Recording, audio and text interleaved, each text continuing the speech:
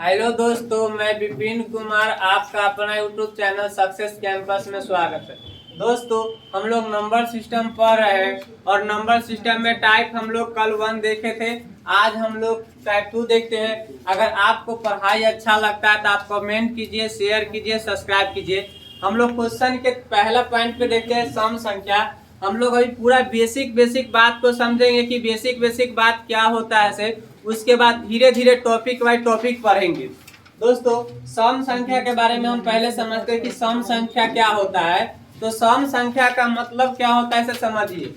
बेप्राकृत संख्या जो 2 से भाग लगी, बेप्राकृत संख्या जो 2 से भाग लगे उसको हम लोग क्या कहते हैं? सम संख्या। कहने का सीक्वेंस हुआ मेरा दोस्तों कि जो 2 से ना पूरा कट जाए, जो 2 से पूरा कट जाए उसी को हम लोग क्या बोलते हैं? सम संख्या। जो 2 से पूरा यानी कि मान लीजिए कि 12 दिए और 2 से भाग दिए तो 6 मरतबा में पूरा कट गया, शेष कितना बचा? 0। यानी कि जिसका शेषफल 0 आता है ना उसी को हम लोग क्या कहते हैं? सम संख्या।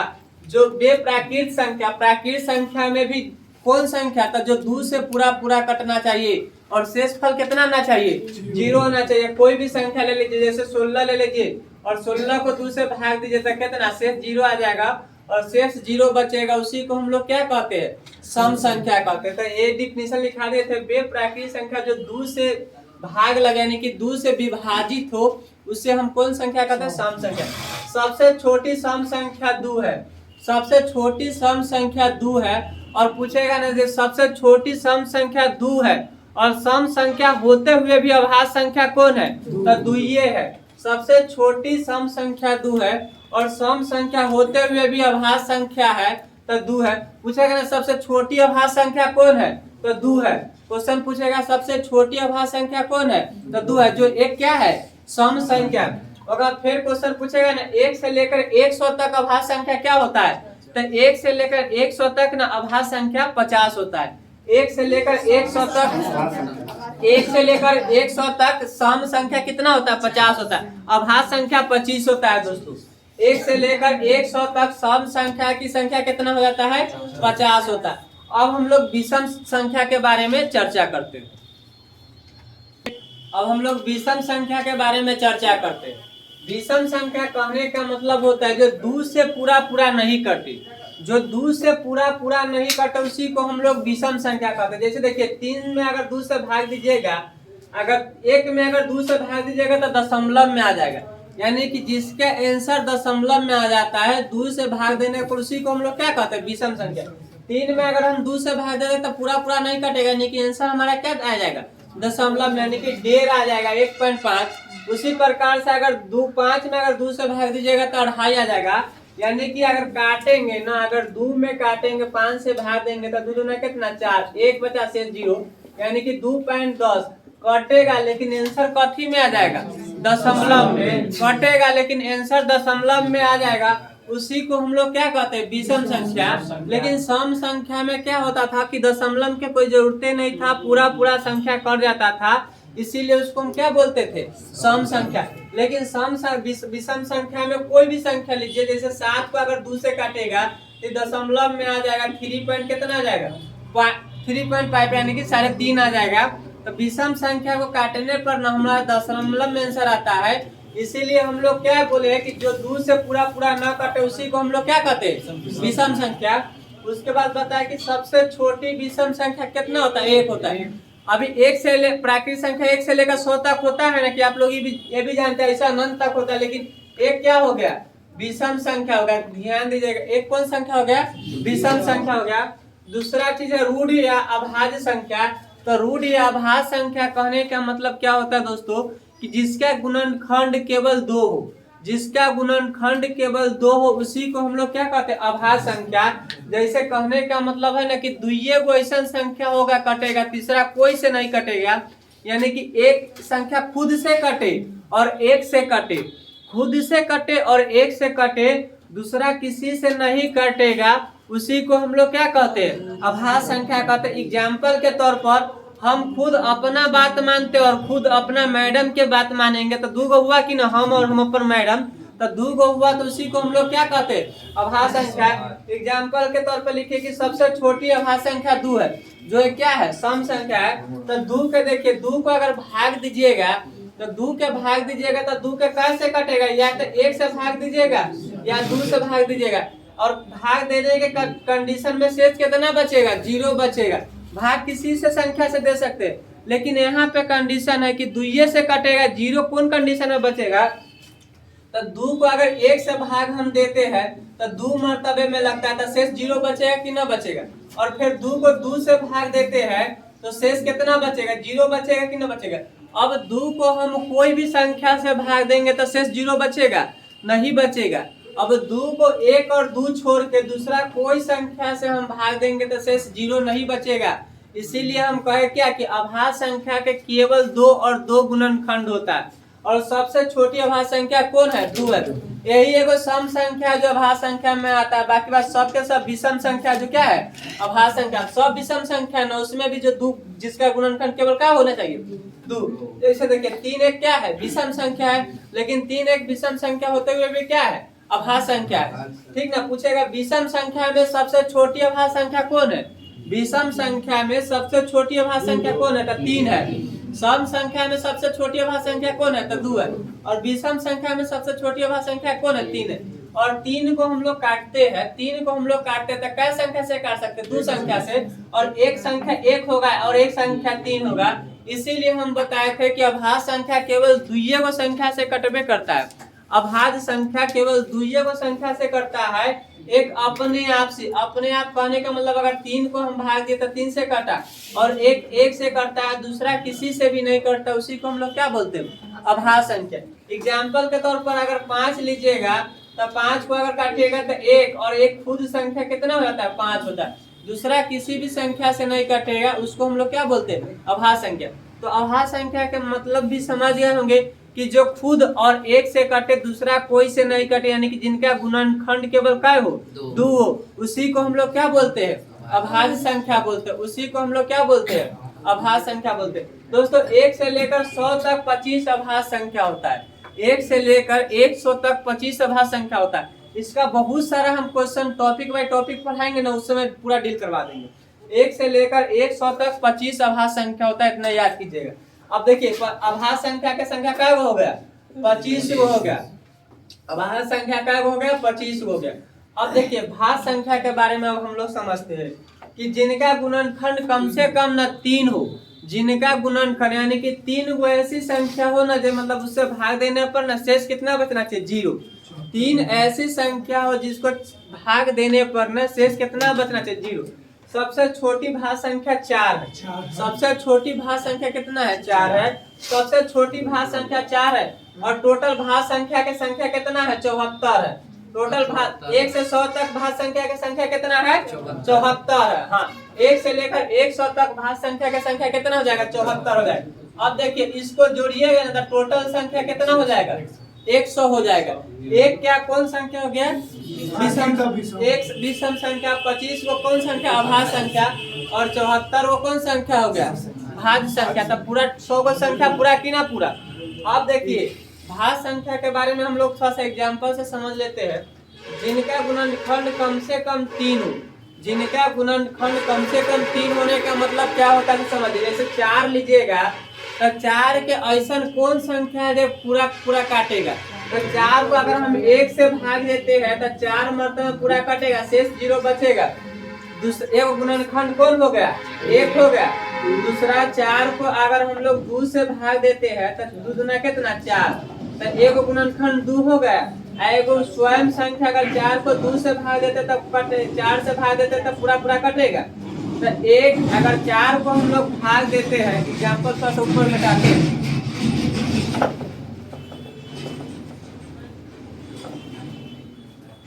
अगर 4 का अगर गुणनखंड के बात करें तो 1 2 और कितना, 4। देखिए इसका गुणनखंड क्या वो है, 4 वो है जो पूरा पूरा कट जाएगा। इसके बाद कोई ऐसा संख्या है जो कटेगा, यानी कि 1 से अगर 4 में भाग दीजिएगा तो शेष कितना बचेगा, 0। 2 से अगर 4 में भाग दीजिएगा तो शेष कितना बचेगा, 0। 4 से 4 में भाग दीजिएगा तो शेष कितना बचेगा 0। इसीलिए हम बताए हैं कि सबसे छोटी भाज्य संख्या कौन होता है 4 होता है, जिसका कम से कम गुणनखंड क्या होना चाहिए 3 गो। अधिक कितनों भी हो सकता है, भाज्य संख्या के 3 से ज्यादा भी हो सकता है, लेकिन 3 से कम नहीं होना चाहिए। और 3 से कम हो 2 हो तो कौन संख्या कैटेगरी में आता है, अभाज्य संख्या के कैटेगरी में आता है। दूसरा एग्जाम्पल लीजिए 6 को 1 भी काट सकता है, 2 भी, 3 भी, 6। अब इसको इसका गुणनखंड करिएगा तो क्या हो गया 4 गो, 1 2 3 यानी कि 4 गो ऐसा संख्या है ना जिससे भाग देने पर न शेष कंडीशन में क्या आता है 0 आ जाता है। तो भाज्य संख्या में कम से कम 3 गुणनखंड होना चाहिए और अधिक से अधिक कितना होना चाहिए 12। दूसरा अगर एग्जाम्पल लीजिएगा 16 के तो देखिए 1 भी काट सकता है, 2 भी काट सकता है, 4 भी काट सकता है, 8 भी काट सकता है, 16 भी काट सकता है। तो 1 2 4 8 16 क्या वो संख्या होगा 5 गो। तो भाज्य संख्या भी समझ गया कि जिनका कम से कम 3 गुणनखंड, अधिक से अधिक कितनों भी गुणनखंड, उसको हम लोग क्या कहते हैं भाज्य संख्या कहते हैं। 1 से लेकर 100 तक भाज्य संख्या की संख्या कितना होती है 74 होती है।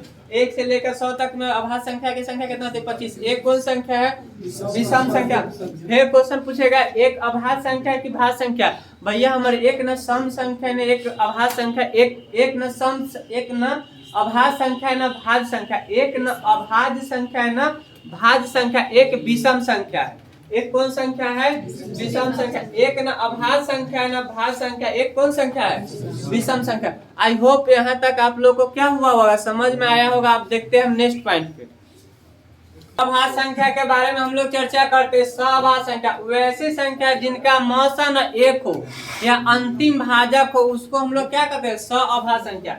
वैसी संख्या जिनका मौसा 1 हो या अंतिम भाजक क्या हो अंतिम भाजक। एग्जाम्पल के तौर पे अगर हम 2 से अगर 3 में भाग देते हैं, 2 से अगर हम 3 में भाग देते हैं तो 1 मर्तबे में लगेगा कि ना लगेगा, और 1 उतरेगा और 2 मर्तबे में कट जाएगा तो शेष कितना बचेगा 0।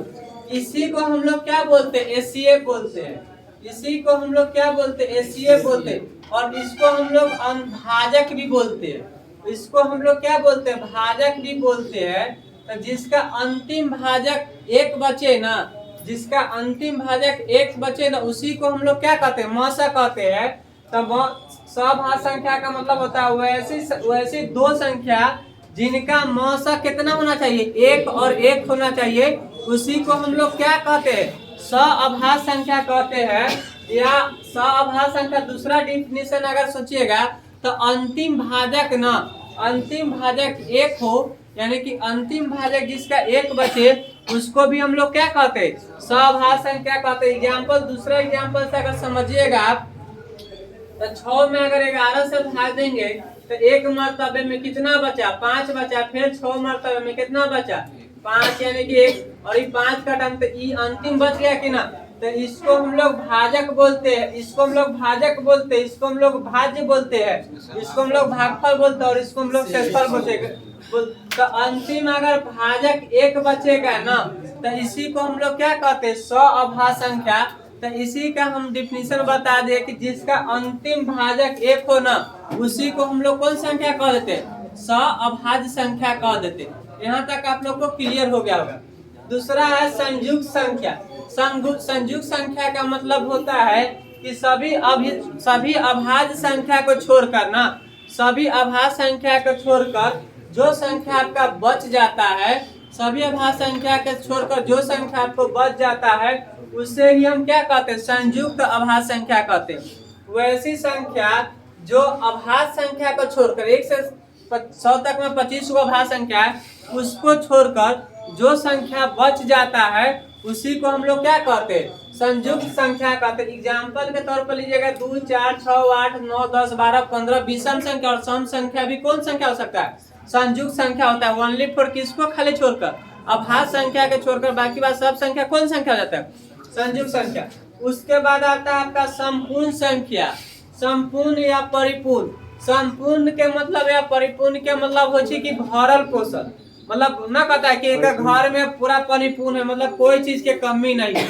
परिपूर्ण का मतलब होता है वैसी संख्या जिनके गुणनखंड का योग, वैसी संख्या जिनके गुणनखंड का योग उस संख्या से दुगुना हो, या उस संख्या को आप छोड़ दीजिएगा ना, जिस संख्या को लीजिएगा उस संख्या को छोड़ दीजिएगा तो उसके बराबर हो जाएगा। उसी को हम लोग परिपूर्ण संख्या या संपूर्ण संख्या कहते हैं। मोस्ट वेरी वेरी इंपॉर्टेंट है कि वैसी संख्या जिनका गुणनखंड संख्या से दुगुना हो, वैसी संख्या जिनका योग संख्या से संख्या से दुगुना हो, या उस संख्या को अगर हम लोग छोड़ देते हैं तो संख्या के बराबर हो, तो उसी को हम लोग क्या कहते हैं, परिपूर्ण संख्या कहते हैं। एग्जाम्पल के तौर पे हम ऊपर समझाना चाहते हैं, जैसे देखिए 6 लीजिए और इसका गुणनखंड। गुणनखंड कहने का मतलब है कि इसको भाग देंगे ना, जो कटेगा ना वही संख्या हमको लेना है। तो 6 को अगर 1 से भाग देंगे तो पूरा पूरा कटेगा कि नहीं कटेगा। फिर 2 होगा, फिर 3 होगा, फिर 6 होगा। अब इस संख्या को जोड़िएगा तो 1 अब 1 प्लस 2 प्लस 6, 1 का 2 कितना 3, 3 का 3 कितना 6, 6 का 6 कितना 12। तो ये परिपूर्ण संख्या हो गया, यह इस संपूर्ण संख्या हो गया। या इसको छोड़ दीजिएगा ना, उस संख्या खुद को छोड़ दीजिएगा तो उसके बराबर हो जाएगा। तो इसको जोड़िए तो 1 2 और 3 कितना 6, इस संख्या के बराबर है कि ना।